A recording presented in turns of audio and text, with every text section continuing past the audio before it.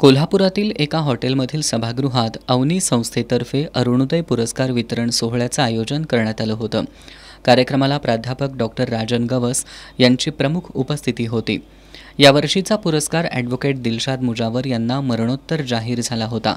त्यांचे पती ॲडव्होकेट संजय मुंगळे आणि मुलगी सामाजिक कार्यकर्त्या संजना मुंगळे यांनी हा पुरस्कार स्वीकारला। यावेळी बोलताना प्राध्यापक डॉक्टर गवस यांनी ध्येयवादी लोकांनी सामाजिक चळवळी उभ्या केल्याचं सांगितलं। अवनी संस्था आणि दिलशाद मुजावर यांच्यासारख्यांनी या चळवळी पुढे नेल्या, मात्र आता डोके भडकवून समाजात फूट पाडून आपलं हित साधणारे काही बुवा खेडोपाड्यात जाऊन अंधश्रद्धा पसरवतायत। त्यामुळे किमान नव्या पिढीने तरी यातून वाचण्यासाठी चळवळी निर्माण केल्या पाहिजेत असं आवाहन डॉक्टर गवस यांनी केलं। संजय मुंगळे यांनी दिलशाद यांनी तृतीयपंथीय समाजातील उपेक्षित घटक बालहक्कासाठी केलेल्या कार्याला उजाळा दिला।